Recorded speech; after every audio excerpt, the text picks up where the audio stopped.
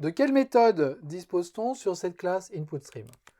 Cette classe InputStream est définie essentiellement des méthodes read.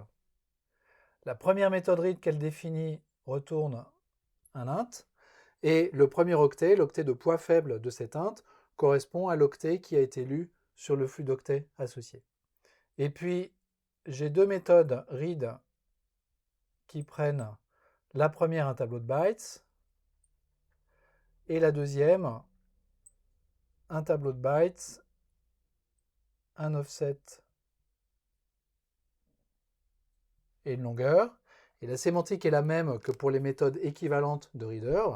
Cette méthode bytes va essayer de remplir le tableau passé en paramètre qui est un tableau d'octets avec les octets qui sont lus dans le flux. Cette méthode, elle va retourner un entier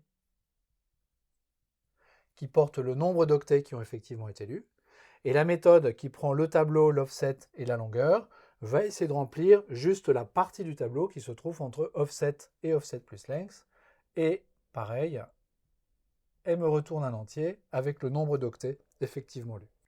J'ai également une méthode particulière qui s'appelle readAll, qui ne prend pas de paramètres et qui, elle, me retourne le tableau d'octets de tous les octets qui sont lus. Alors cette méthode readAll, on pourrait se dire, ah mais on va utiliser ça, puis tout va bien aller. C'est un peu comme sur Reader, il faut faire attention. Parce que si je suis en train de lire des flux avec énormément de données, cette méthode readAll, elle est censée tout mettre en mémoire d'un seul coup. Et je peux éventuellement exploser la mémoire de ma JVM en l'utilisant. Donc en général, c'est plutôt la méthode 2 et la méthode 3 que l'on va utiliser. Et puis, pareil que pour Reader, j'ai aussi une méthode mark et une méthode reset. Et puis, une méthode qui me permet de tester si le fait de poser des index et de resetter sur ces index est supporté par cet input stream ou pas. Qu'est-ce que ça fait ce mark et ce reset?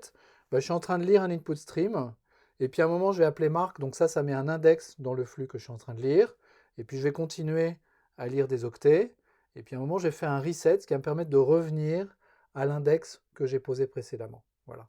Donc cette opération, elle n'est pas nécessairement supportée par tous les input streams, donc je peux tester en l'occurrence si elle est supportée ou pas. Et puis bien évidemment, la dernière méthode dont j'ai besoin,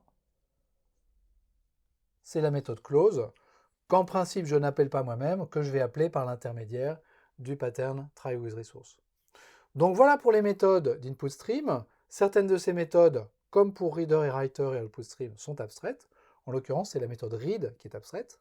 Et pour pouvoir utiliser un input stream, il va nous falloir des extensions qui vont définir quel type de flux physique on va pouvoir lire, quel médium, en l'occurrence d'entrée, on va pouvoir lire. On va donc avoir file input stream, byte array input stream et ce genre d'input stream qui vont exister.